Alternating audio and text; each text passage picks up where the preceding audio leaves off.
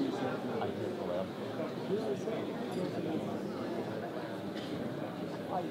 would have thought whether I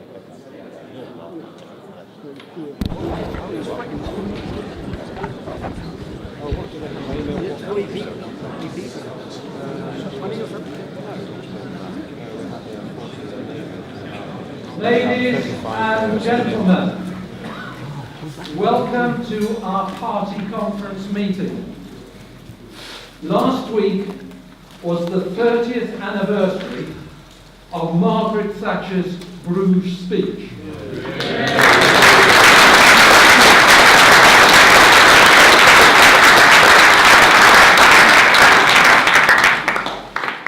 And that was really where it all began. Thatcher's rejection of ever closer union was the fork in the road that led 28 years later to the referendum and to the decision of the British people in the largest ever popular vote to end our membership of the European Union. Yes.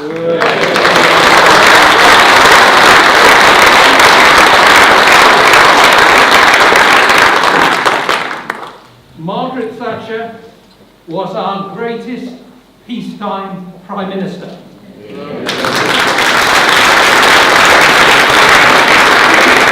A practical but visionary politician. And by the way, Margaret Thatcher was never leader of the nasty party.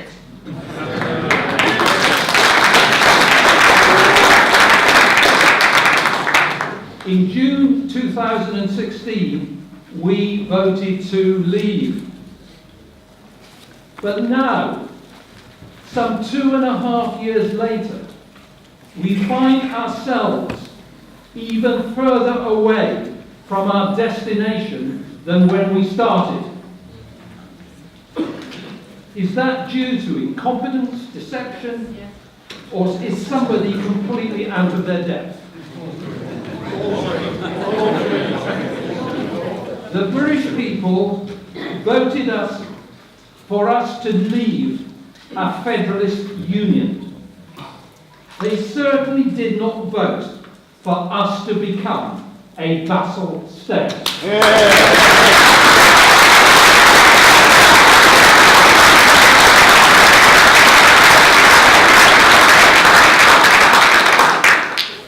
To leave the European Union and once again to have control over our borders, our laws and our money. We need leadership, but Theresa May cannot provide that leadership.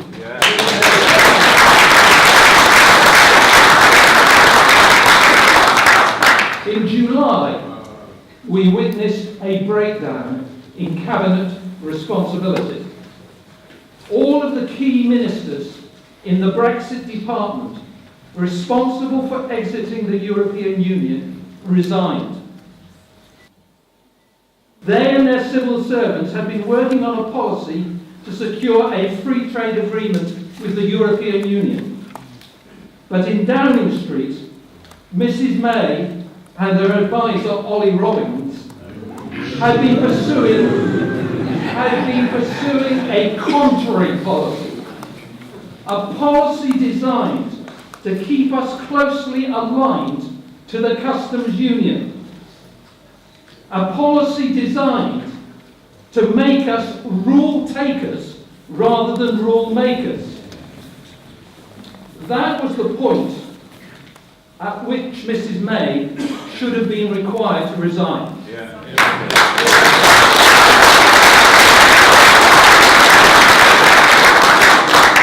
If that had happened, the MPs would have chosen 2 candidates to put before you, the membership.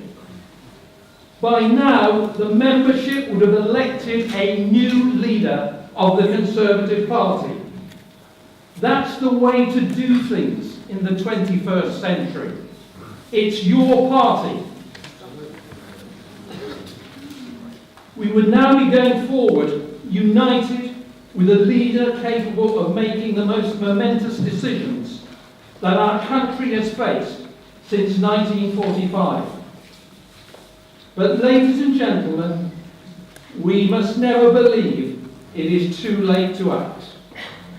Responsibility now rests with Conservative members of Parliament, and they must search their consciences as to how the mandate given to them by the British people on the 24th of June 2016 to leave the European Union must be fulfilled. It will be fulfilled.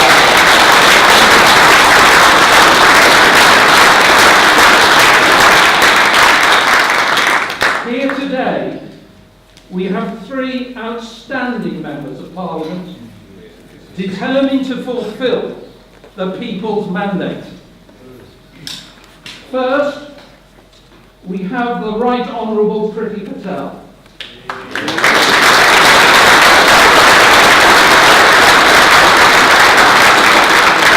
Member of Parliament since 2010 for the Whittam constituency. Priti is a true Thatcherite and defender of the free market economy. Her early experiences included seeing the damage that our membership of the exchange rate mechanism did to her family's business. Indeed, it destroyed the Conservative Party's reputation for economic competence and cast the Conservative Party into opposition. We never recovered from crashing out of the ERM. Priti's views on the European Union are long and sincerely held. From 1995 to 1997, she headed the press office of the Referendum Party. Before entering Parliament, Priti worked in the private sector for Diageo. Priti's experience of government is extensive, having served at the Treasury, the Department of Employment, and latterly in the Cabinet as Secretary of State for International Development. On taking office, she stated that too much aid was wasted or spent inappropriately,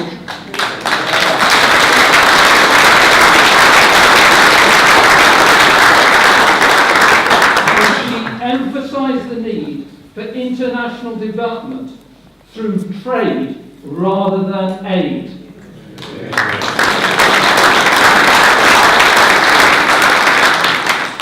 We are all indebted to Priti for the role she undertook in the BREXIT campaign. Her emphasis on the problems caused by immigration from elsewhere in the EU struck a chord with voters across the political spectrum and were the decisive factor in achieving our great victory. Thank you indeed, Priti.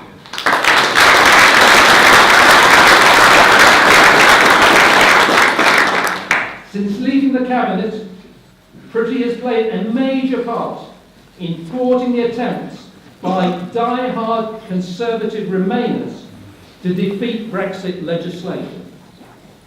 Ladies and gentlemen, could you please welcome one of our most effective and hard-hitting Brexiteer campaigners in Parliament and the country, Priti Patel.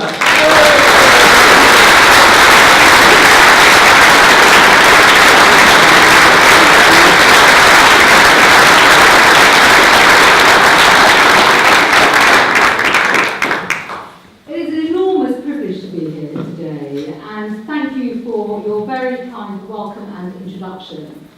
The work of the Bruges Group is so long established, and your work over the years has done so much.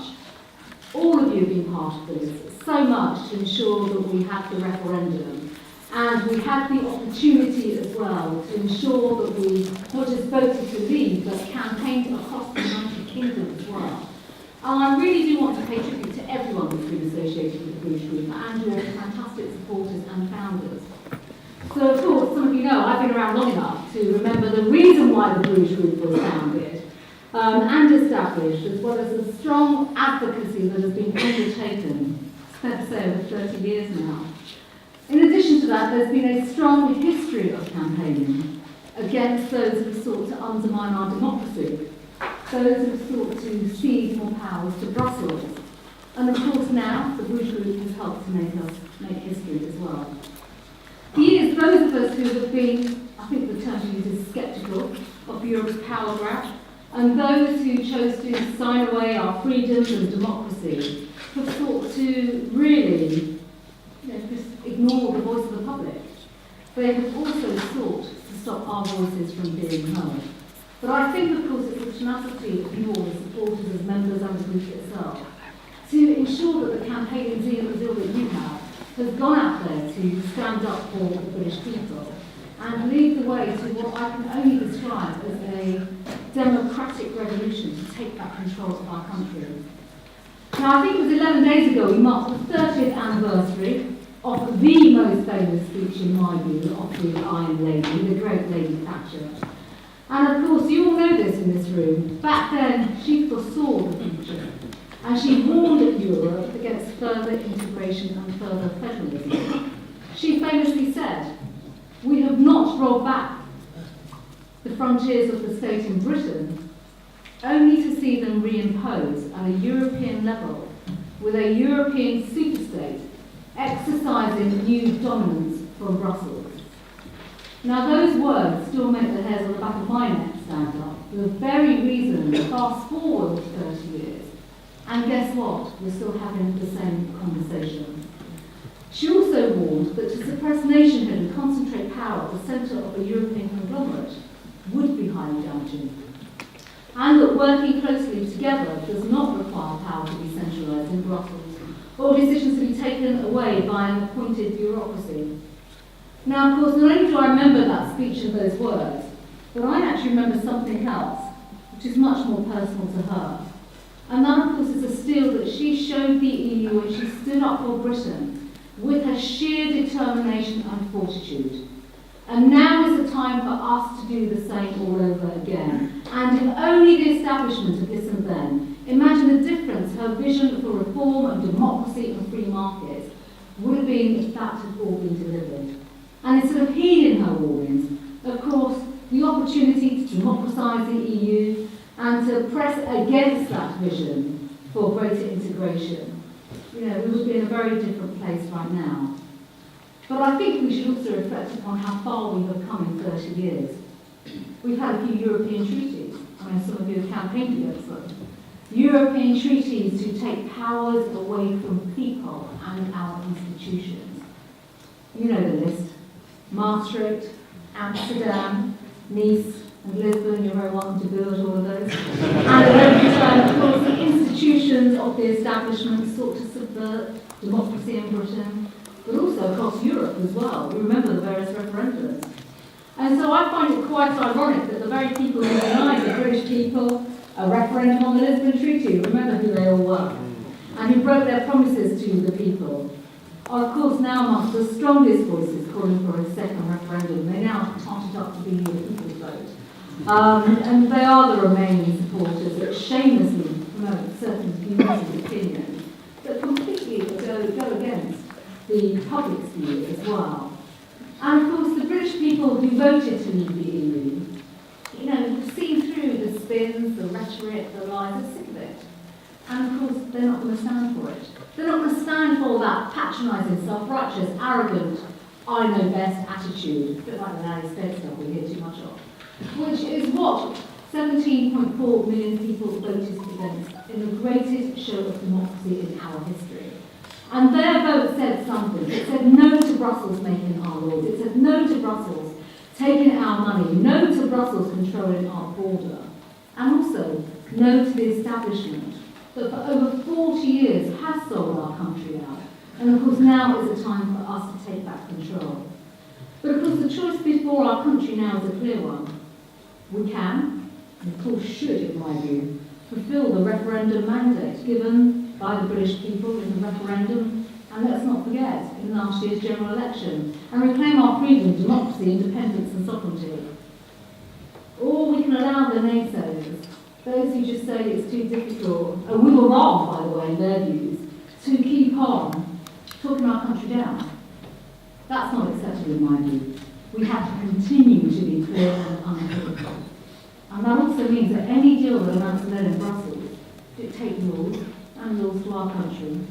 Any deal that prevents us from taking back control and being sovereign, and any deal that looks like Chequers, all the opinions proposed by the EU, would be a deal that stands in defiance of our democracy.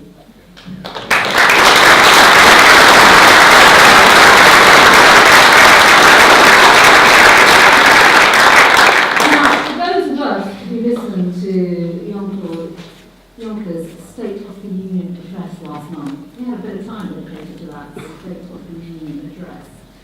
We'll know that the EU has made no effort to hide their ambitions to further undermine the nation states and national governments. We know exactly where they stand. He promoted Europe-wide transnational lists for elections.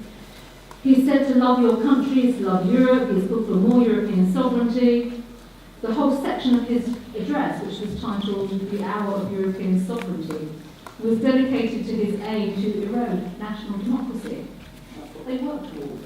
He spoke of planting the seeds of a more sovereign Europe, of Europe becoming a more sovereign actor in international relations, and that the time for European sovereignty has come.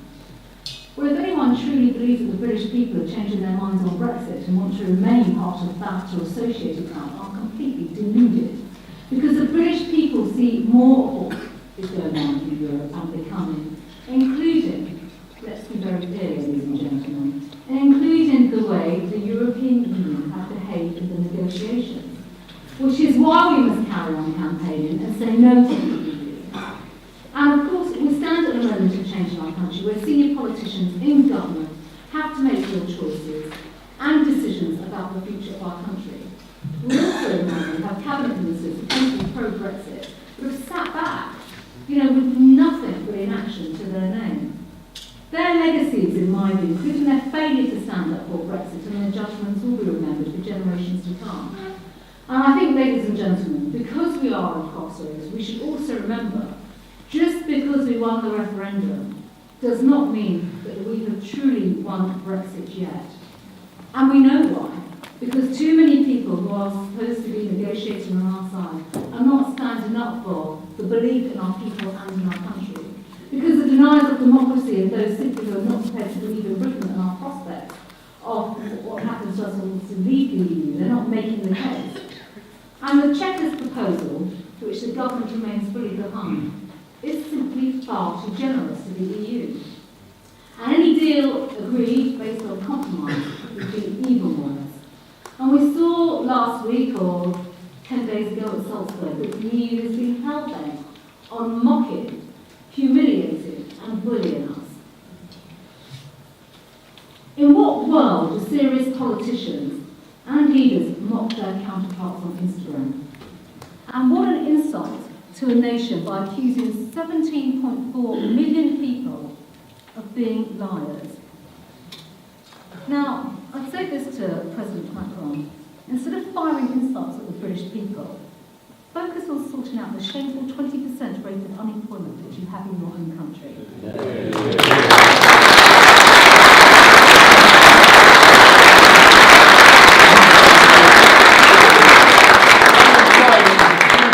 I know that the British people, the men and women of this proud nation, a country that has gone to war and defended the freedoms and liberties of the continent, don't want to put up with such views at all.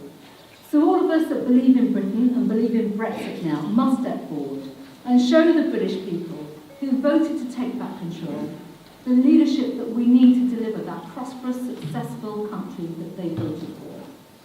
And while there are some in our party who are using this moment to constantly go on about uncertainty and actually not do enough to talk our country up, we have to rise against many of these regressive arguments and the fear and put forward our vision of Britain's future.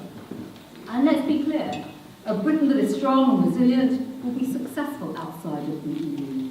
Politicians will start to trust people and democracy in this country, because if we fail to do so, then guess what? They're not going to trust their politicians at all. But at the same time, we have to get out there and make the most of our independence too. And the opportunity for, as I'm sure we'll hear shortly as well, trading partnerships, leaving the single market and the customs union, and ensuring that, of course, our biggest trading partner, as we know today, is not even the European Union, but it's the USA, who we export £100 billion of goods and services to. Just think about how much more transatlantic trade we could do if we could continue to be the authors of our own trade deal with the USA, but also capitalise on future global trading opportunities that await us in emerging and developing countries.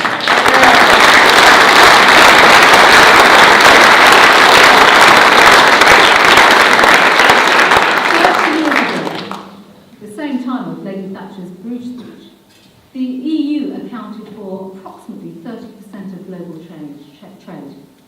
That figure is now almost half, and by the middle of the century, less than 10% of the global economy will be in the EU.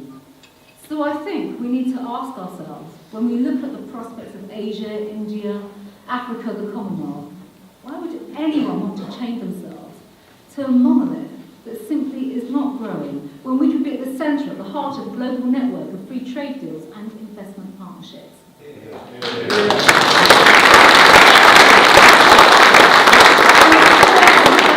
need to broaden our horizons, and rightly so, and reject the stubbornness that we hear from the government, where they just say free trade deals are not possible.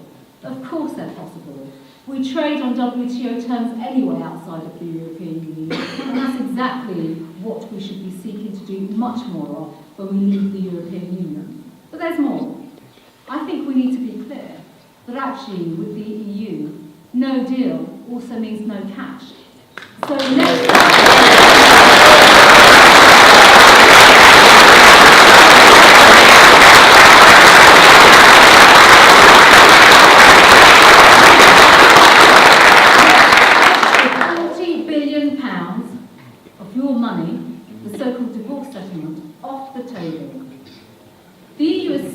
government's generous overtures already. So let's just remind them which side in this negotiation has put the cake on the table and which side can take it away.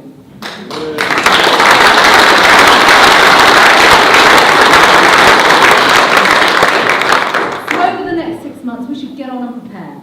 We should get on and remind the European Union, as well as the rest of the world, that we're not going to stand back and cave into their demands or bullying or their aggressive approach, that we are a proud nation. That means we'll also get on turbocharging our economy, bringing the economic liberalism that we need through policies going forward, so that we can stand tall as an independent sovereign nation, so we can get out there and invest in new trade routes and investment partnerships, promote free trade that keeps prices down, creates jobs and delivers on prosperity.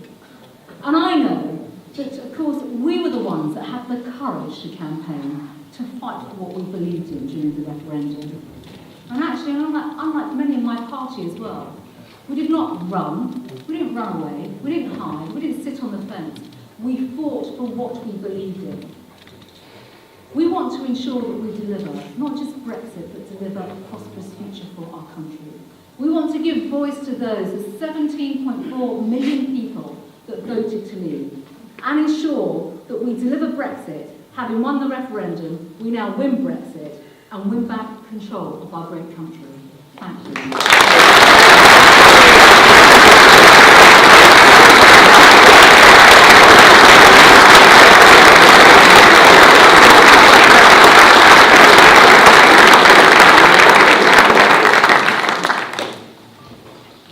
Our next speaker is a very special member of Parliament, Andrea Leadsom, MP. She is the member for Morley and Outwood.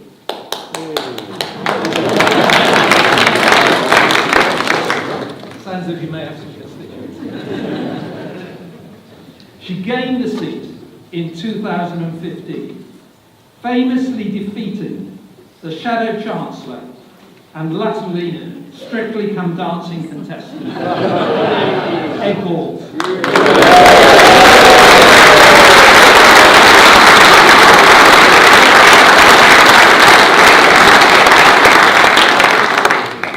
Andrea also has some experience as a thespian, having been a soprano singer and songwriter Although having only been a Member of Parliament for 3 years, she has gained a formidable reputation in the House of Commons.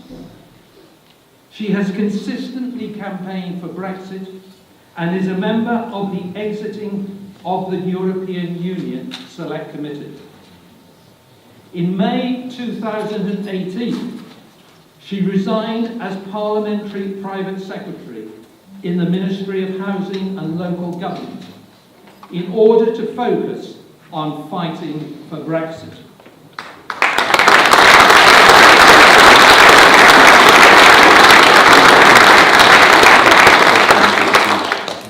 On the 18th of July, at Prime Minister's questions, she asked Theresa May, at what point was it decided that Brexit means remain? And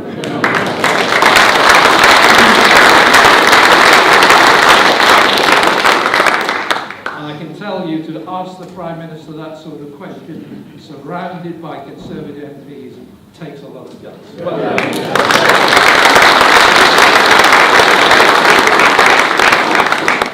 Following the resignation of David Davis and Boris Johnson from the Cabinet, she called for the Prime Minister, Theresa May, to be replaced.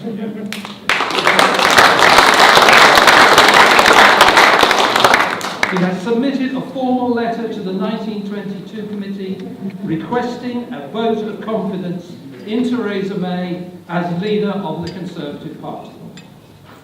Ladies and gentlemen, could you please welcome a fearless parliamentarian and a great advocate of our cause, Andrea Jenkins.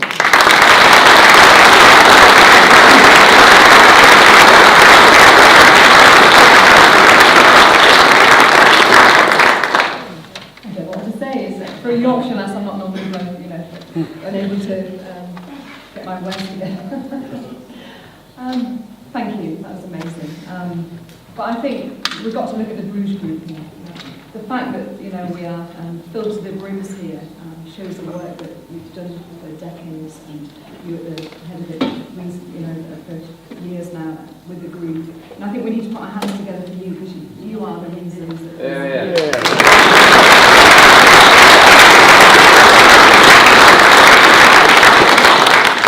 It's also great to be on panel, and also rather unnerving actually, with two former Secretary of States who are fantastic Brexiteers. So let's put our hands together.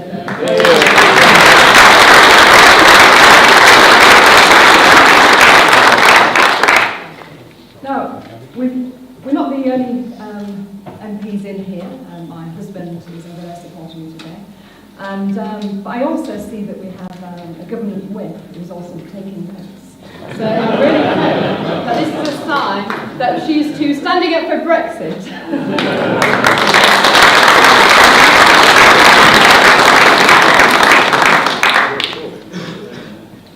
You very kindly referred to my PMQ, and I was and ahhing for a few hours before Joe asked that question, but I felt that it had to be asked. I got booed on our own side, I got called a stupid woman by our Chancellor, but you know something, I didn't care, because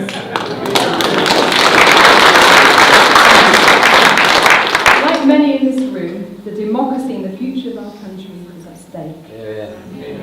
We are in danger of losing the Brexit that Britain voted for. We're in danger of falling short of the opportunities that Brexit can provide, whilst we remain tied to the Chequers plan.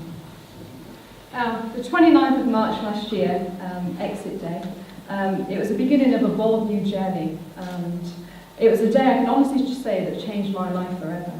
For whilst Britain was striding forward onto its bold new place in the world, I was celebrating the birth of my son on this Brexit day. And another good thing as well, it must be auspicious because it's also Priti's birthday. So I can honestly say without hesitation that day that we invoked Article 50 was one of the best days of my life. On withdrawal of the European Union, to me and to this room and to many millions across the country, it was an opportunity.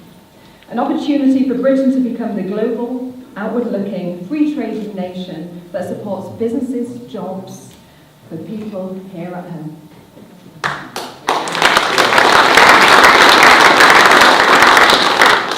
An opportunity to strike bold new free trade deals with countries around this rapidly evolving globe. An opportunity for Britain to reject over-regulation, bureaucracy and undemocratic institutions.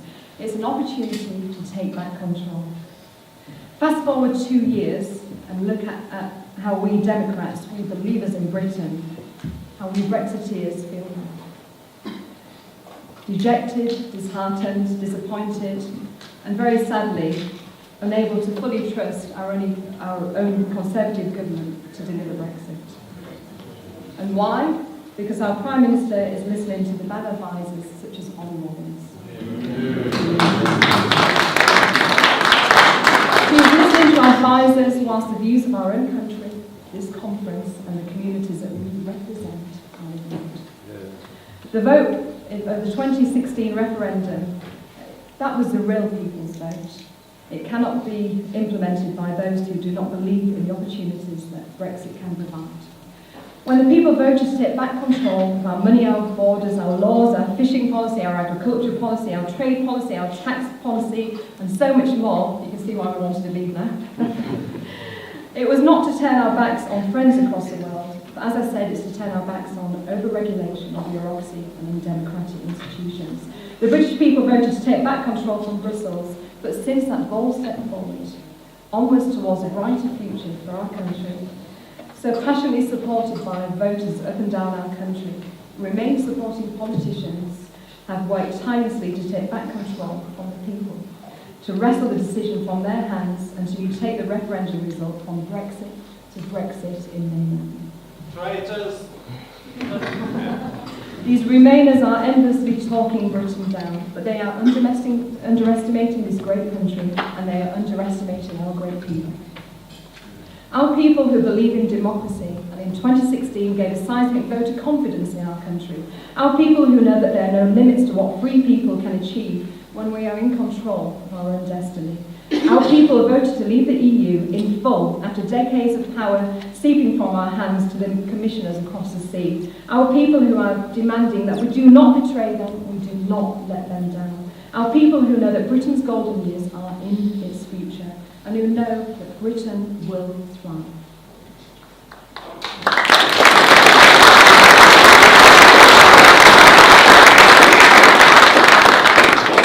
$17.4 million people voted to end our membership with the EU. The Chequers proposal does not end our membership with the EU. It fails to deliver on three major principles of the referendum: to take back control of our laws, our borders, and our money. It signs up to the common rule book, and it leaves open the prospect of free movement, and all this for £39 billion. Now, mark my words, the adoption of the common rule book will be a disaster. It will hinder our ability to pursue our own destiny and to be free trading, and to be a truly global trading nation. It will keep us shackled to the EU, and it will not deliver on the referendum result. As I campaigned to leave the EU, I met more and more people who share the same vision of the 21st century. The British century, one where Britain is in control of its own destiny, where we are able to grasp new opportunities, where we're outward-looking, productive and ambitious. It should be a century of entrepreneurialism, growth, creating a Britain where everybody has a chance to succeed. Now, this philosophy is actually at the heart of conservatism, and it should be at the heart of the Brexit Britain. It has become clear that the EU lacks the visions of this vibrant, prosperous and self-governing nation. It falls to us, this great country and our great people, as it has so many times in history, to show Europe that there is another way. Where we can see economic opportunities for free trade, they see threats. Where we see old friends and new partners, they see competition. Where we see freedom, they see fear. The British people know that Brexit is the opportunity to finally achieve the global Great Britain, to grab the bull by the horns and to get to work on building this new British century. This vision was so hard fought for, and it must be delivered. Since the referendum, the UK has been sold a lie. We've been told that it's either Chequers, surrender or no deal. That is a lie, because just last week the IEA and the ERG put forward the Plan A Plus, which is based on the Canada Plus model and can offer Britain the Brexit that we voted for. Now, following the humiliation of the Prime Minister in Salzburg, the Prime Minister must surely see that Chequers is no more, it has ceased to be, it has expired, and it's gone to meet its maker.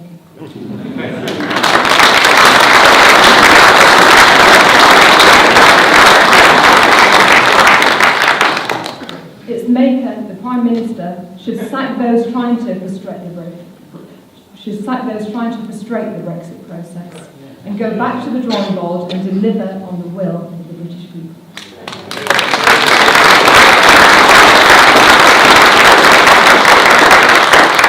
Great Britain should never be subordinate to a country or a union of countries ever.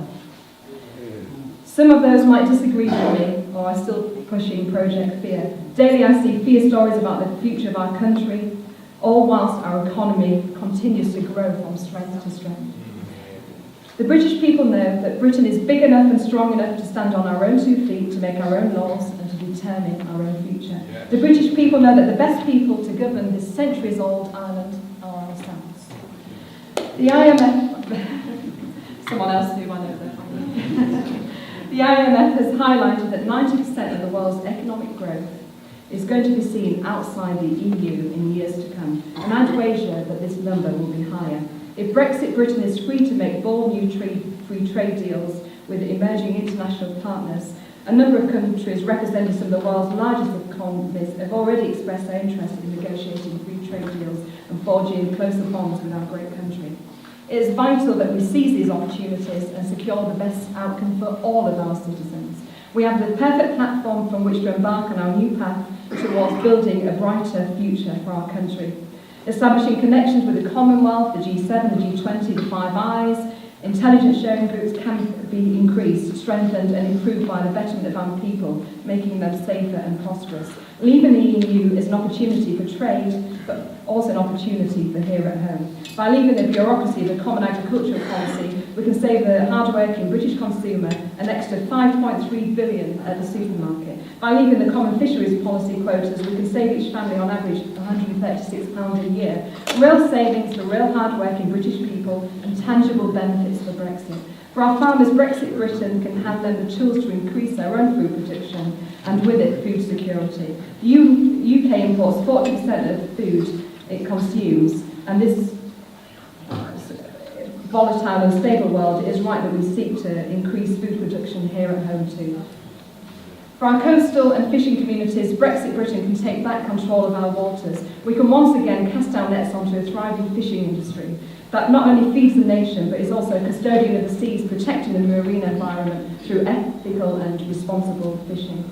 For our young people, Britain's post-Brexit success will help reinforce this self-evident truth that with hard work, determination and spirit, we are capable of anything.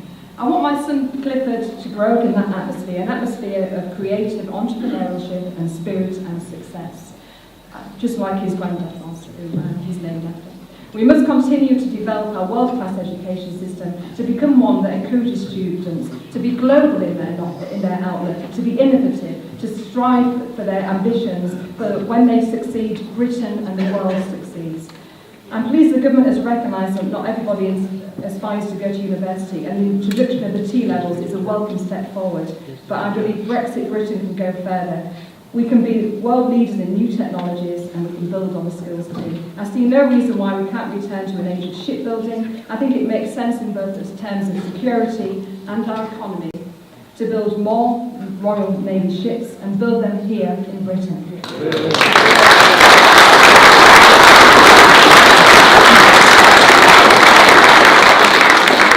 Let our young people advance in any way that suits them, in skilled trades, in services, and in yet undreamed of technologies.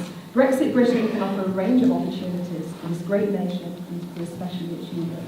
For the future of our country and its people, and it's unthinkable that we should not rise to deliver Brexit that Britain voted for. We must checkers, we must find another way. Britain wants it, Britain needs it, and Britain deserves it. We deserve to have the benefits that Brexit can provide, and we must deliver. The group is named after Margaret Thatcher's, one of her great speeches. And I'm going to finish off on a quote by that great lady. We have British hearts and a British will to win through. I believe in Britain, I believe in the British people, and I believe in our future. Thank you.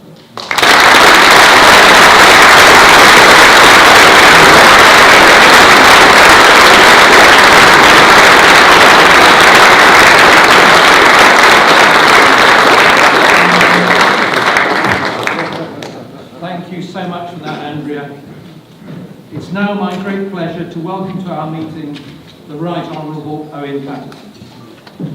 Some 6 months ago, as some of you may know, Owen fell from his horse and thank you, you'll get your chance in a minute though, and sustained a serious neck injury.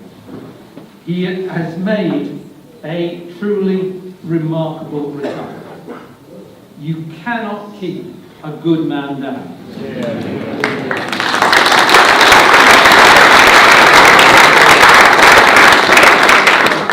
Within weeks, he was back in a neck brace addressing the House of Commons. He is the staunchest of Brexiteers. 10 days ago, he addressed the Heritage Foundation in Washington. He made the case for how Brexit can further strengthen the special relationship as a powerful force for free trade and innovation on the world stage. How much better it would be if we had a Prime Minister who was now capable of making such a speech and implementing the required changes.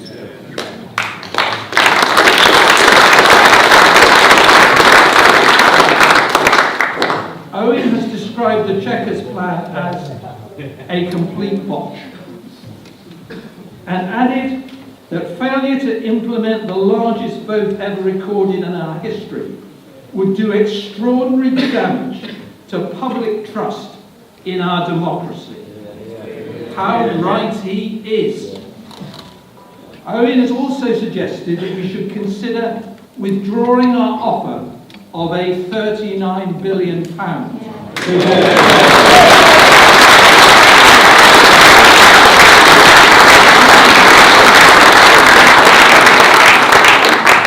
And go forward trading under WTO rules.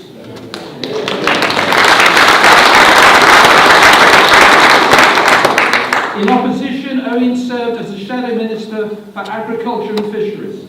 He produced a blueprint for Britain's fisheries outside the European Union. The Conservative government, over a decade later, is still struggling to match Owen's clear-sighted proposals. Crucially, from 2010 to 2012, Owen served as the Secretary of State for Northern Ireland. He was an effective and skillful holder of that most difficult of offices. No one is better qualified to explain the arrangements that are necessary to ensure that the province remains a thriving and integrated part of the United Kingdom after Brexit.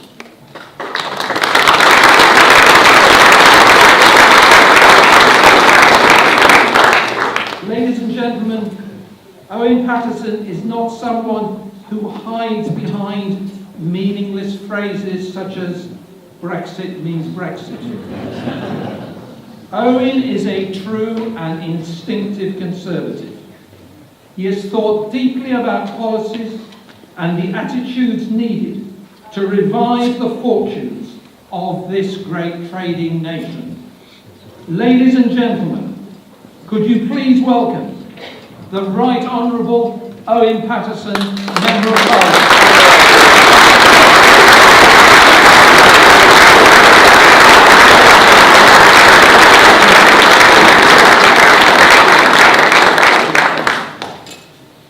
Well, Barry, thank you very much for that very kind introduction, and thank you everybody for coming. And it's very much a tribute to the great work Barry and Rob have done driving Bruce Group, that you knew this was the place to come, to hear some real Eurosceptic views delivered by some real Conservatives like my two colleagues.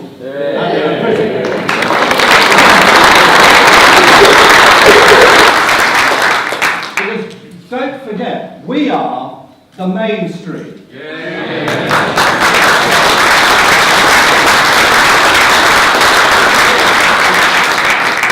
It'll probably all come out in the wash when Danny Finkelstein writes David Cameron's biography, but we all remember David Cameron promising that if he won the 2015 election, we would have an in or out, once in a lifetime, never to be repeated referendum on whether we stayed in the European Union or whether we left the European Union.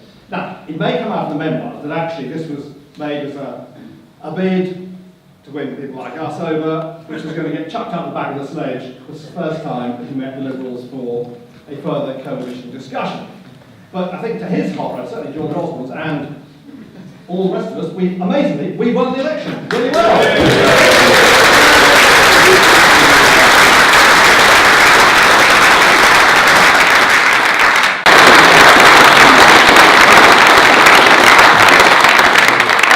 And I think they went off with surprise, and this wholly bogus negotiation process in which very, very little was given because the nitwit went and said, whatever happens, I'm going to vote to stay.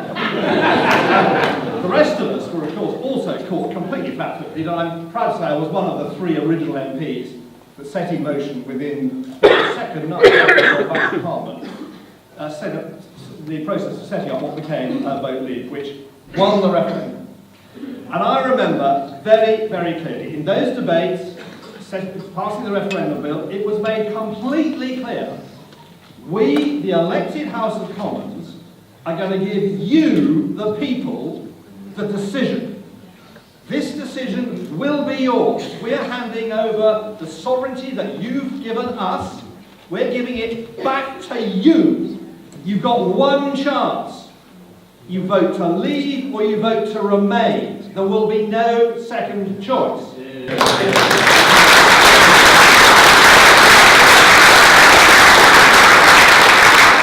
That was completely clear during those debates. And of course, we then had all the glories of Project Fear, I suppose, Mark 1. There was massive extra spending by the Remain campaign. On top of that was a ludicrous leaflet, which every one of us voted for, costing £9 million, in every single house, telling us all that we would be complete idiots if we voted to leave. Yes. What did we do? I remember very clearly going to the polling station in Whitchurch, the town where I was born, where there are 6 polling stations in the civic sector. So you get 6 for the price of 1. And I bowled up there quite late in the afternoon with my Vote Leave stickers on, and first one was the returning officer, and he said, "It's incredible. We just, and I've done this for years, I've just never seen anything like it. They are pouring in. They've gone to the hassle of getting registered, and they don't know what to do. They've never voted before." And they were shown how to vote, and they jolly well voted. They'd gone to huge trouble to exercise their vote, because they knew in all preceding elections it didn't really matter, because the laws were made by someone else, and who they didn't elect. And that came up, I remember very clearly, some guys coming off the building site, covered in dust, and they came up to me and pointed at me and said, "We can get rid of you, can't we?" "We can get rid of you? Well, we can't get rid of them. We can't get rid of them. So, Mr. Paterson, I'm really pleased to see you here, because we could get rid of you in an election." That's quite tough, isn't it? So we can't get rid of them. And that's what it was about. And they've been derided, they've been mocked, and we've been all told that we're bigots and little Englanders. They knew what they were voting for. They were voting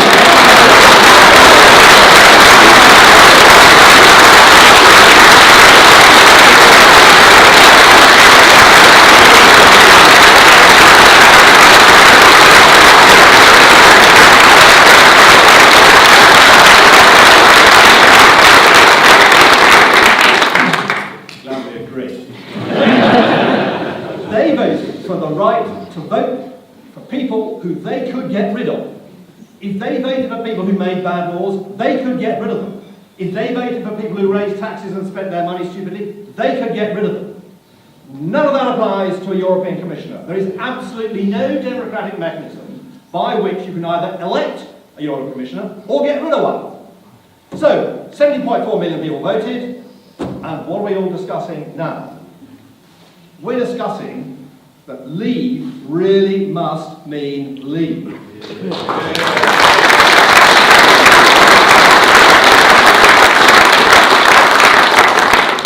So the first thing is, of course, the Thatcher came shooting out the traps and said, well, of course, he didn't say what leave meant. He just said leave means leave. Well, helpfully, we then had a general election last year.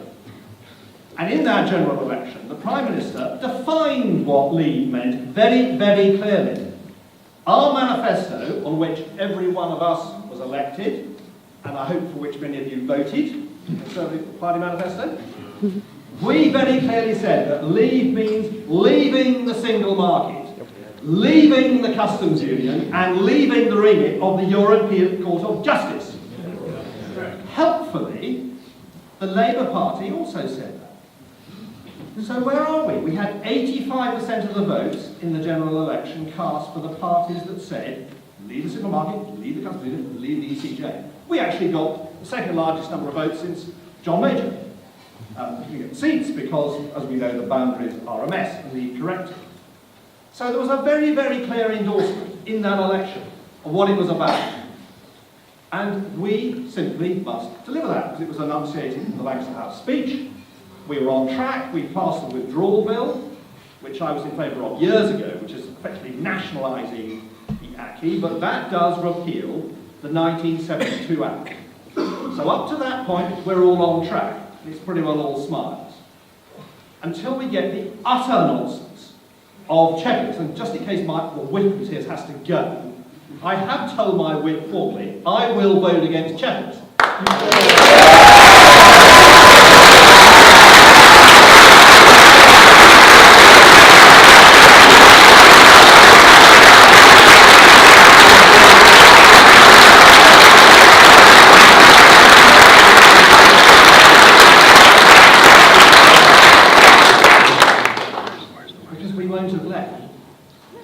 We will be in a much worse position.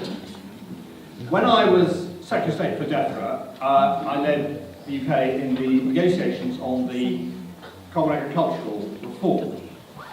And I had alliances with like-minded countries. We did stuff with Germans, Hungarians were very helpful in other issues. And I think I could say that we stopped some of the worst things happening. It's a bad reform, and it's been imposed by a commissioner who was originally from Romania, who didn't really understand English and British farming and the British countryside, but we stopped some of the really bad things happening, working with allies. What's going to happen in future? We won't be there. We won't be making law. Law will be made by the other 27 countries, and it will come to us undilutedly back and imposed upon us. And we will not be able to amend it. We will not be able to repeal it. And just to show you what a myth we've had the last 4 years on parliamentary scrutiny, I was on the European Scrutiny Committee. I remember very clearly one day when a Liberal got stuck in the lift and a Labour guy was in, and we just had a novel majority on the committee, and something came up to do with the dairy industry. And we recommended that that should be debated on the floor of the House of Commons. Now, this is a formal law, comes to the Statutory Committee. There is no mechanism to amend it. All we could have done was have a debate on the floor of the House of Commons, but at least we'd have flagged it up. We couldn't have changed anything, couldn't repeal it. And then Mrs. Beckett, who was then the leader of the House, came along, put a business question and said, you're only having a debate. There is no democratic mechanism. Once this law is passed through the European institutions and comes to us, all we can do is push it straight onto the statute book through an SI. Now that will happen under Chequers. And that is going to be really bad for our go-ahead industries, certainly for ag tech and fruit and food, which is going to be very badly affected by this. So if you take productivity and agricultural technology, if France had the same technology and the same productivity in maize as the United States of America, it would produce 6.1 million tons more maize, or it would free up 500,000 hectares for forestry, recreation, building, whatever you want to do with it. That is the measure that shows you how the European Union is falling further and further behind. It is becoming the museum of world farming. The world's largest chemical company, BASF, has stopped all future biotech developments for the European Union. And that is just one sector where we're going to be held back. So Chequers is really, really bad. Law will be imposed on us from fora where we are not involved in debating it, and there is no way we can repeal it. And the idea that it goes to an SI and we're going to do something is absolute nonsense. Much worse, though, down the road, I don't want to press it too much, but Barry mentioned I was in Washington 10 days ago. And this is a real crux moment. I was explaining to the Americans that this is a key moment for them and for like-minded countries, those are the Cairns Group, for instance, Australia, New Zealand, who might want to work with us on the world bodies, which are really important. It's not just the World Trade Organization. There are international bodies which decide all sorts of standards of production. And we will not be on those. We won't be able to be represented properly because we will not be making law. And it's a crunch moment for the states. So the states will suddenly find that it's on its own, with only much smaller partners, competing with someone whose laws are made elsewhere, and regulation which they don't like. And they made it completely clear they will not do a trade deal with someone like that. I was at USTR, they made it absolutely clear there is no chance of doing a free trade deal with the United States, the largest economy in the world, where there are no hang-ups. We've got pretty well broad standards of labour regulation, as an example. We each employ 1 million of the other citizens. We're each the biggest investor in the other country. It is the obvious place to start doing a free trade deal. We started now, although we couldn't sign it before we leave, we should be actively negotiating. But while Chequers is floating around, like some ghastly cockroach,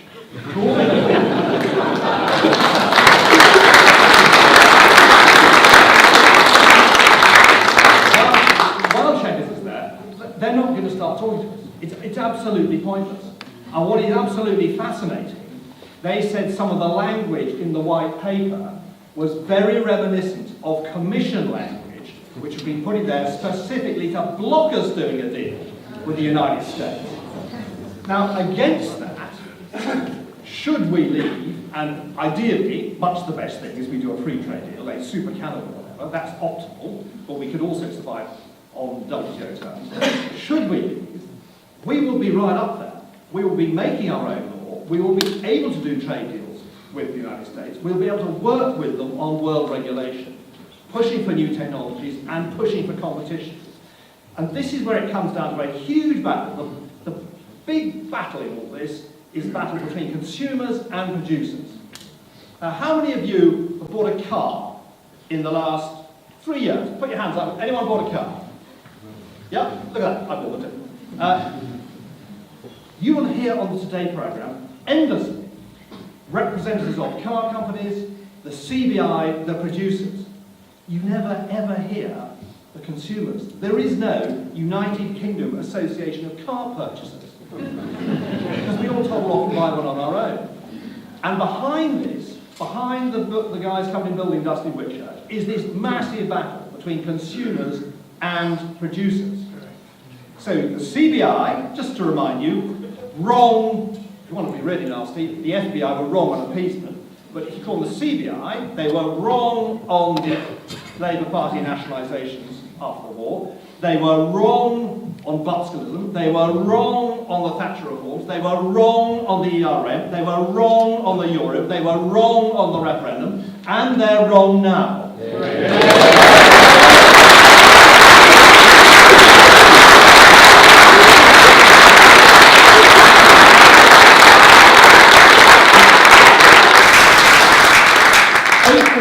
UK companies sell to the European Union. That's 12% of our GDP.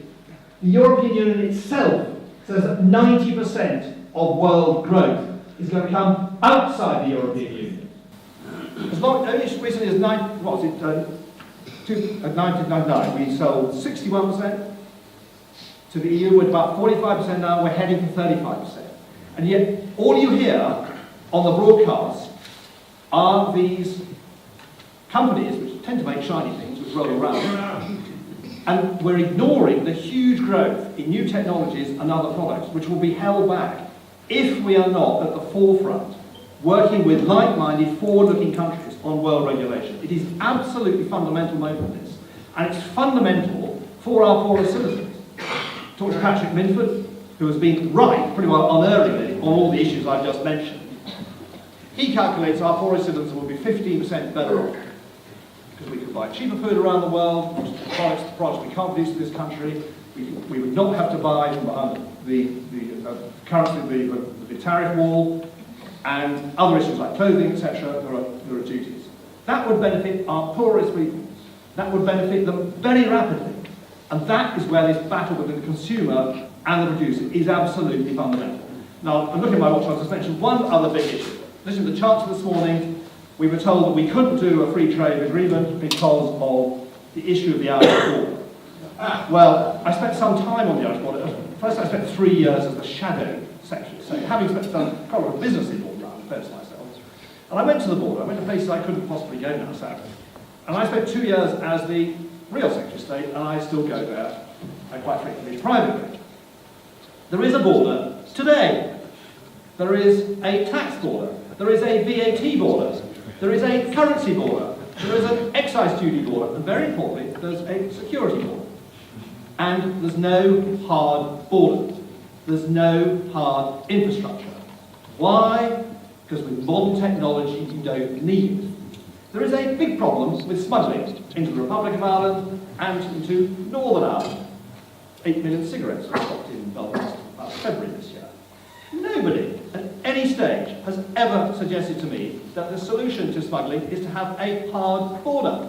You don't need one with modern technology. And there's this completely dotty idea that a border is the great inspection post. And you come along and a man puts down a big red, white, stripy wooden pole, stops the stagecoach, and he gets out his ladle and sticks it in the bucket of treacle and tests it.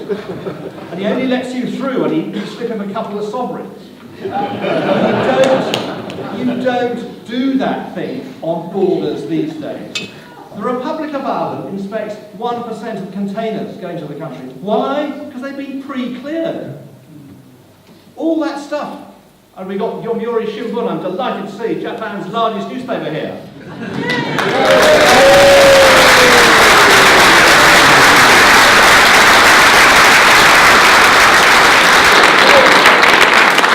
So fantastic, successful and efficient car plants brought here by Mrs. Thatcher in her negotiations. Honda in Swindon, Toyota in Derby, Nissan in Sunderland, which I think is the most efficient car plant in Western Europe. They don't buy all the materials inside the European Union. They buy materials outside, pre-cleared. They're not all stopped at the docks. There aren't queues of bumpers. This is absolutely outdated thinking. So I would ask you to look at the ERG paper, which we put out 2 weeks ago. We don't cite any new technologies or processes. And I deliberately said it was boring and got a laugh. Because it is quite boring, actually.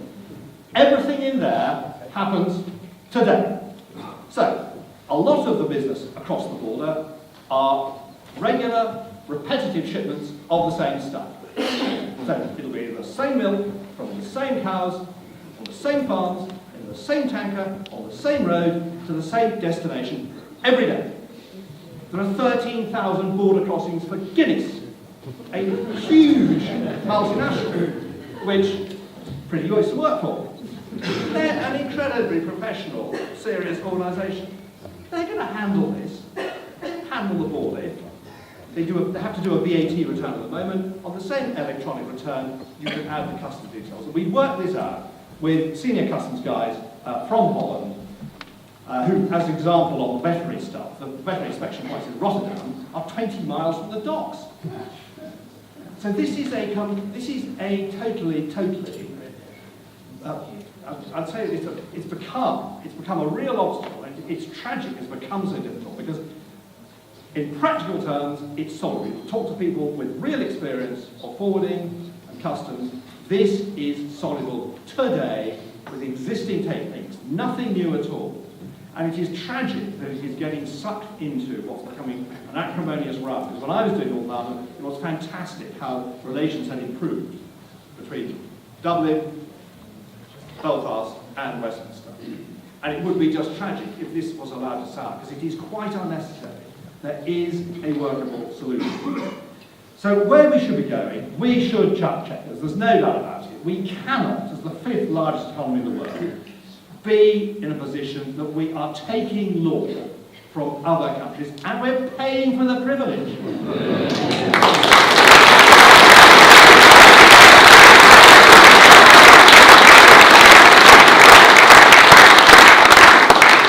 I hope this gets reported tomorrow in Tokyo. Japan is negotiating with the European Union now. As I understand it, Japan is not offering a single yen to have the privilege of trading with the European Union. You don't have to pay people to trade with them. We want the very best trading terms with the European Union. Ideally, a very, very full free trade agreement with 0 tariffs. That would be optimal. Absolutely the best thing.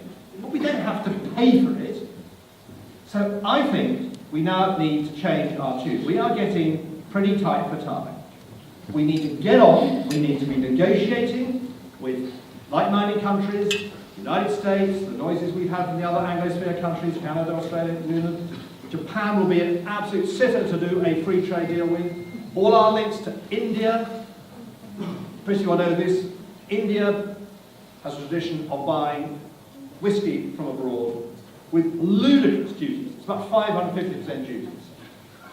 And they brew terrible stuff up locally for their festivals. They would love to buy the real thing. We reckon that DEFRA, if we could get the duty down from 550 to 37%, I don't know where 37% came from, but 37%. And in return, we would do deals on things like mangoes, which we'd love to import here. There isn't enough distilling capacity in the whole of Scotland to satisfy thirsty, wealthy new Indians. That is the sort of world opportunity which we can grasp, but we can only grasp it if we chuck Chequers. So leave this hall, you see any member of the government, any member of the Whip's office, you tell them what you think. You voted to leave. You voted in the general election to leave the single market, the customs union, and the ECJ. None of that pertains if we stay with Chequers. Chequers has to go. And we have to deliver what we promised. Because the last point, which Barry touched on, the damage and the disillusion to our institutions, if this is not delivered, will be shocking. We're quite smug in this country. You know, we got through the 19th century, and there were lots of violent conflicts with people trying to get their political rights. We got through the 1920s, the 1930s, and the 1940s with horrors going on the continent and elsewhere in the world. We're pretty smug that we deliver this stuff by peaceful democratic means. The absolute shattering disillusion with the integrity of not just our democratic institutions, but our media, our judiciary, and the commercial establishment, who will have seemed to be bullied the rest of the establishment, will be absolutely shocking. It really will be dangerous. Absolutely right.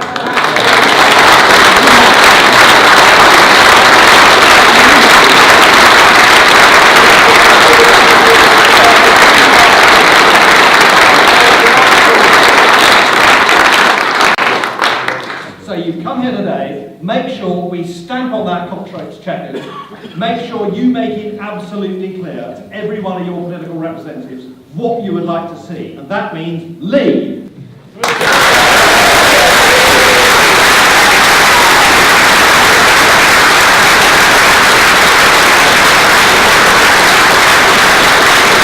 Now is the chance for you to put some questions. Our speakers have given us a lot of their time, so we'll have to keep the questions fairly short. Okay. Yes, sir. There's a microphone just here. Would you like to put your question?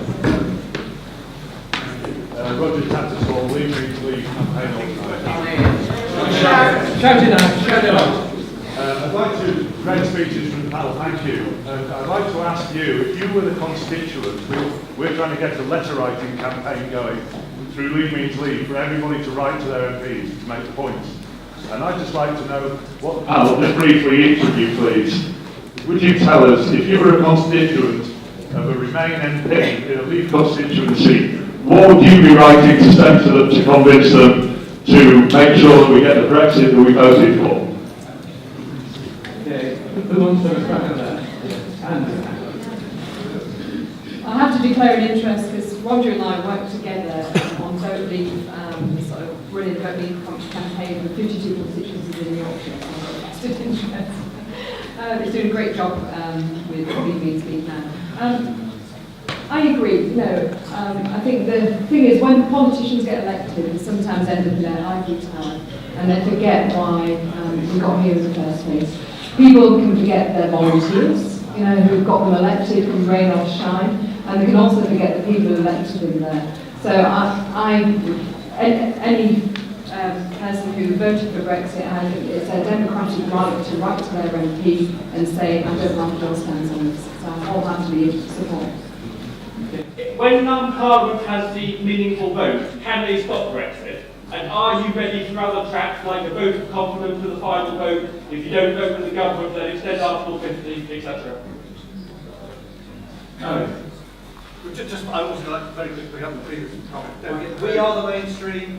You want to write to your MP and say you were elected on a very clear platform. Leave the single market, leave the customs union, leave the ECJ. When I was on the front page of the Times, it was a rebel. We are the mainstream of the Tory party.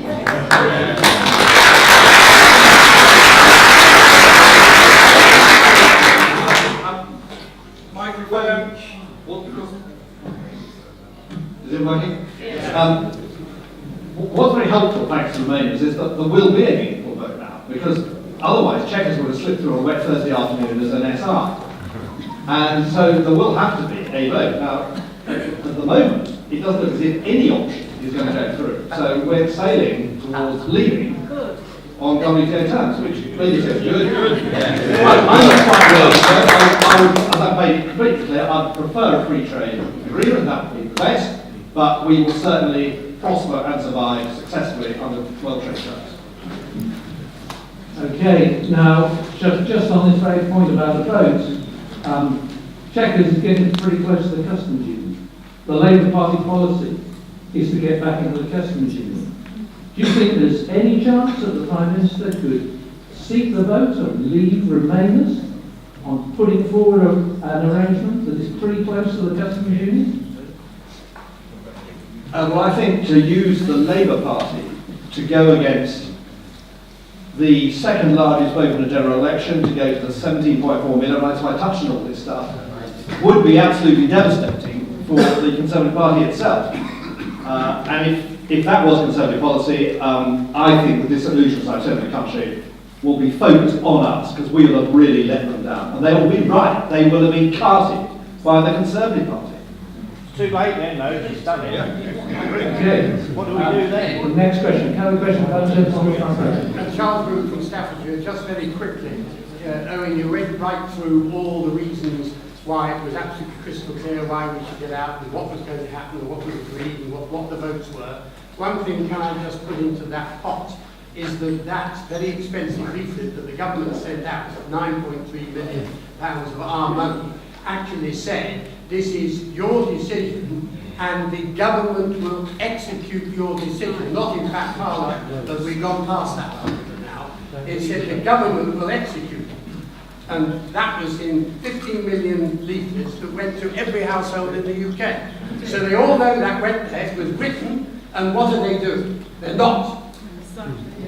Okay, thank you for that point. Yes, I think a question from the gentleman there. Yes, a brief question. Thank you. My name is Brian Weller. I went to the Cato Institute meeting yesterday with the Heritage Foundation from America, and there was a talk of a deal which included unlimited migration between our two countries. And could you please assure us that that will not happen? That wasn't what they said. Something else? Was that the Cato meeting? Would they like to speak? Hi, I'm Justin Shasher. I was at the Cato meeting. They were talking about access to movement of labour, but this doesn't include the right to stay, to take benefits, or bring other people. Thank you very much, sir. After 5 years. Okay, I'll take another question. Yes, gentleman in glasses. Yes, you. Before the Chequers. David Davis's policy was to look at a rule that was broadly in line with the EU. Why do you think Theresa May and Ollie Rollins decided to go something lockstep in line with that? What made them do that? Why not just stick with something broadly in line? Any idea? Yes, I guess I would come from Andrea. Mine would be a like comment really, because I don't believe that our Prime Minister unfortunately believes in Brexit.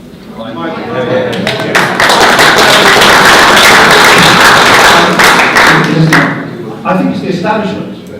We know that senior members of the CBI, etc., have been in there, and they are seen to represent industry. As I'll repeat again, it's only 12% of our sales actually go to the EU. And many civil servants have absolutely no idea how business works. They have absolutely no idea how modern technology has just eliminated all this stuff. And they also don't understand how very fast countries are coming up the development stream and going to overtake us, and Europe is falling further and further behind. So they're just wrong, sadly, and we've got to prove them wrong publicly. Thank you. I think if I could just add to that point, I think there is something else. You know, we've all referred to, all of us have spoken about the fear mongering that's taking place. There's a regressive approach that's going throughout the DNA of government, I think, when it comes to the approach that should be taken. You know, we get the set speeches, the big speeches, you know, Lancaster House, etc., which, you know, were great. We united the country, got everyone behind the government. However, since then we've just sort of heard it's too difficult, it's hard, it's about the border. We've just heard excuses.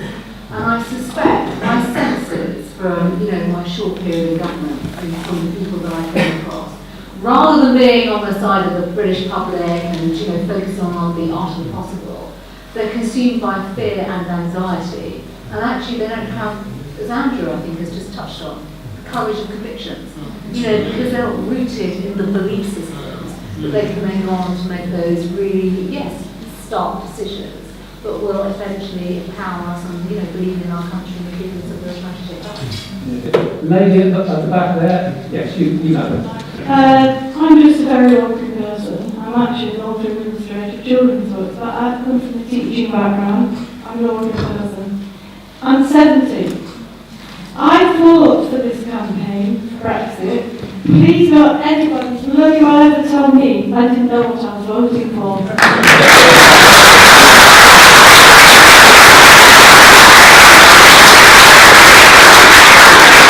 I also would like to let you know that I campaigned between having 2 hip operations, so it wasn't easy, but I did it.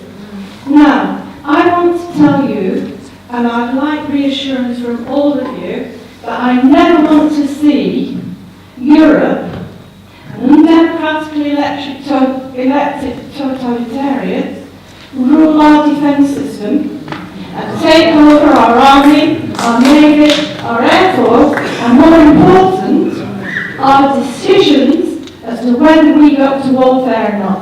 I don't ever want to see that. We must retain our sovereignty and our control. I'd love to hear what you have to say. Thank you.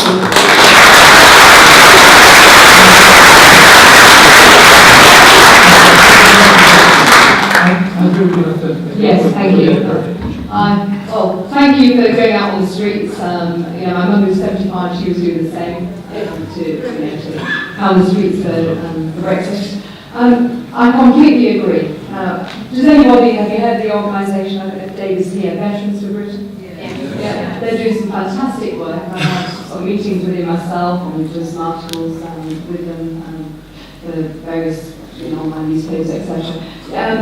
Unfortunately, since, as Dave will tell you on Veterans of Britain, unfortunately, since the referendum, the government has signed papers which further integrate us, and including money that we give to them as well. So they've been really trying to highlight this. So please look them up, write to your MP about this.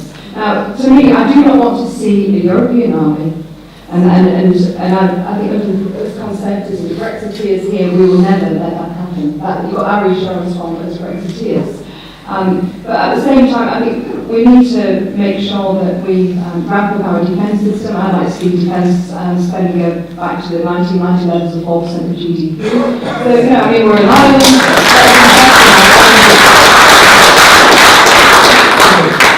Well, let me just thank you for your work during the campaign, but I think, you know, from the sentiment in this room, and this is not the first meeting to discuss Brexit that I've attended. I attended another event yesterday, and I can tell you we had many, many more people in that room than this room can actually hold.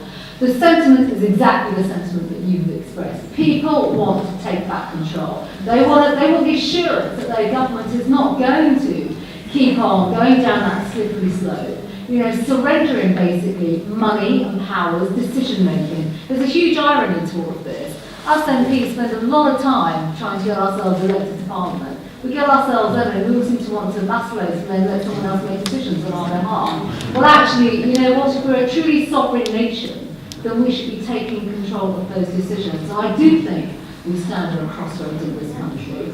We're at the crossroads now where we are trying to fight for exactly that, secure our future, and ensure that no generation going forward of politicians and as well as people that stand and serve in our public services as well and across our country, you know, are subject to decision making by a third party. So, you know, we've got a lot to do. We've got a lot to do.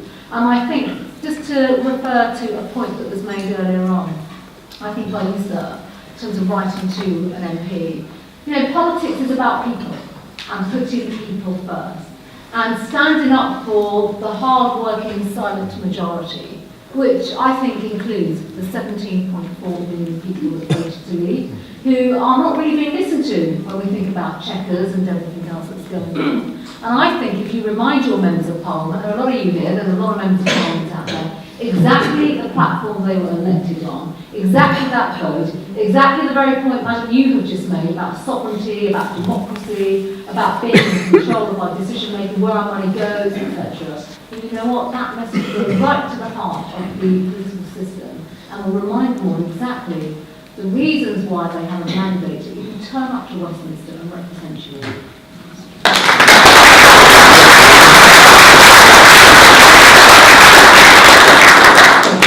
Gentleman in the blue shirt. Hi, Joseph Huck for The Guardian.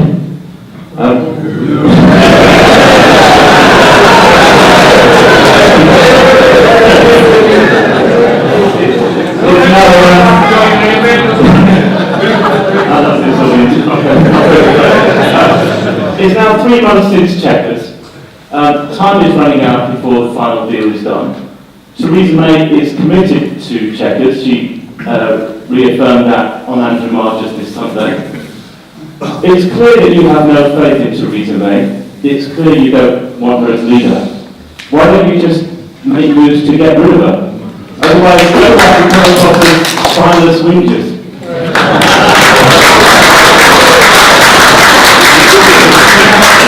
I don't have a problem here, it's certainly a spineless whinger.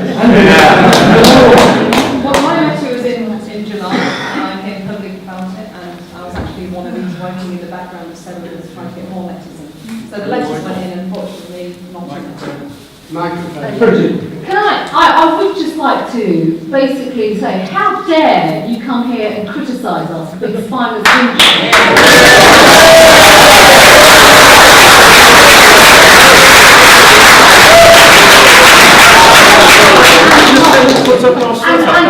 Yeah, maybe from the Guardian's perspective, that's a very convenient perspective to have. And don't come here to try and put words in our mouths as well and try and tell us, you know, exactly what our motivations are. My motivation is very clear. My motivation is Brexit and to deliver the type of Brexit that the British public and my constituents voted for. And as for leadership, I know what you want to do is write about leadership. Yeah, it's be boring otherwise for you, wouldn't it? This is not about the leadership of my party, a party that I've been a member of for over 30 years. And secondly, this is about a change of policy. And we can, if we campaign, but also remind and work with colleagues in Parliament and also people in government that this is not leaving the European Union. Chequers is not going to give up our control. Chequers will tie us to the European Union, and I think the public can see it themselves. Grab the mic. I used to be, from the age of 21 when I could first vote, a rock-solid Tory voter. Every election, come what may, I voted Tory.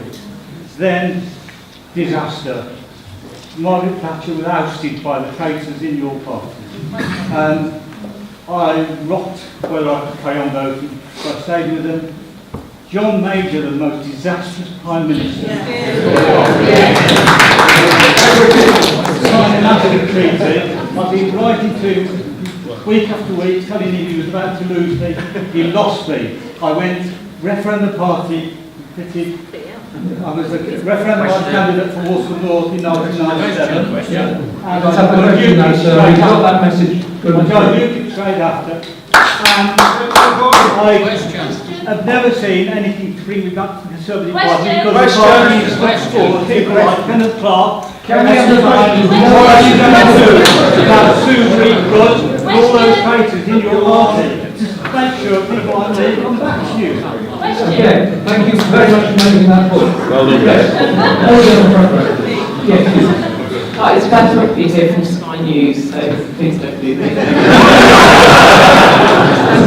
I've just come from the Native conference where Philip Hammond was on the stage saying he believes that the Prime Minister will come back with a deal based around Chequers.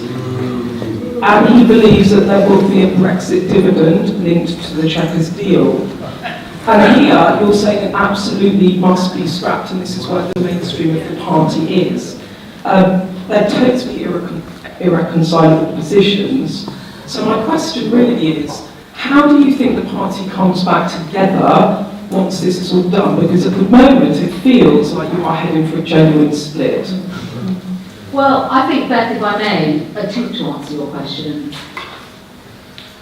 The reality is, on not just Chequers, but a deal with regard to our departure of the EU, it has to deliver the referendum mandate. It's as simple as that.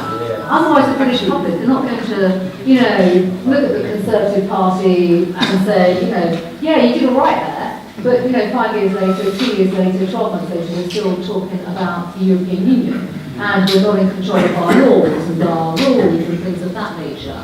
But there's something else. If that is the sentiment, and we don't know because we haven't heard further details from the government here, so there's no one's speculation there.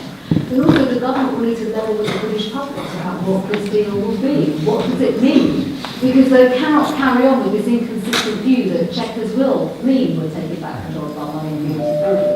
And quite frankly, it is not. So I think they've got to explain the situation. But on top of that, the only objective has to be for the British public to trust the Conservative Party. And for us to be able to look the British public in their eye and say, yeah, we've promised and delivered what we said we would deliver, but it is actually landing that referendum mandate. And Chequers doesn't do that right now. Well, this is a really existential moment for the Conservative Party. We had we promised the referendum, we delivered the referendum, and then we interpreted the referendum lead very clearly. Leave the single market, leave the customs union, leave the ECJ, which helpfully the Labour Party as well. So 85% of the votes went to the two main parties. The only party that didn't want that, the Liberal Democrat, happily went backwards quite sharply.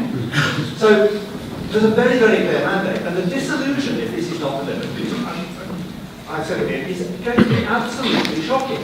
So the Prime Minister enunciated that thanks to the House.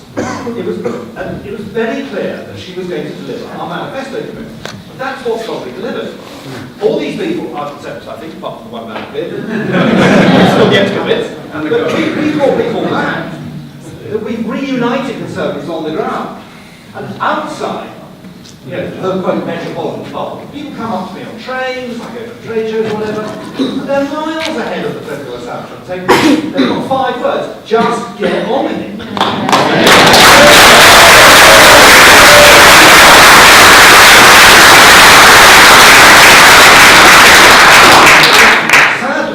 Prime Minister and the Chancellor are completely out of kilter with their own party, their own membership in the country, and their broad mass of voters who come out from in elections. And they have to drop this policy. They have to chuck Chequers. And the House. It's as simple as that. Oh, and I made it very clear, may not be, I'm going to vote against it, in case Whip's still here, just to make sure that wins.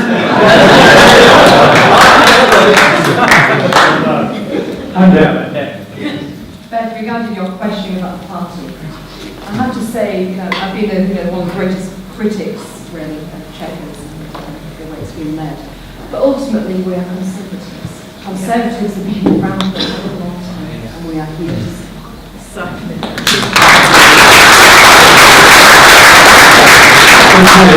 Now, our speakers are very much in demand, and I know we've got other engagements to go to. So I will now have to take a final question. Sir, could we have your question? Thank you. I have been to many of these Bruges meetings. We have had the most eminent experts on Brexit possible. Mrs May has not listened to one of them. She has not consulted one of them. She does not listen to the ERG members of the parliamentary party.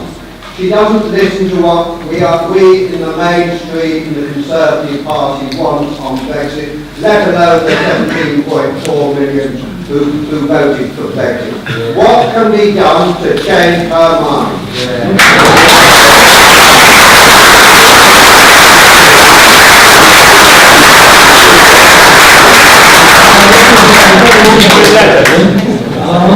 One of our panelists would like that first practice. Priti, do you want to go? Well, I mean, not just withstanding the prospect of voting against Chequers, but actually, you all. All of you have the opportunity and a role to play there. You really do.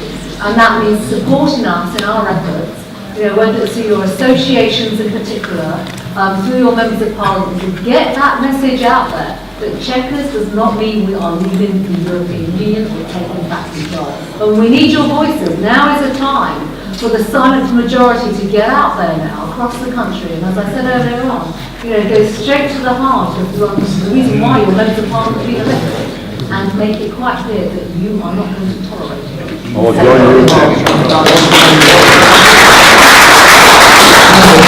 I'd like to echo really what Priti said and also take it further. We've got so many Conservative councils in the country and we control a lot of councils across the country. Why not the leaders of these Conservative councils put a motion in themselves and then put it to all right into the government that your Conservative councillors who pound the streets for you each day MPs to deliver your leaflets to get you elected, but you don't support it either. Let them see that every level of our county doesn't support it. But most importantly, what do we politicians, what do we fear the most is voting. When you cast your vote, we are at your mercy. So you can vote with your feet. So you need to tell the remaining politicians within the party that you do not accept their stance, and you also need to do the same with telling the Prime Minister the same.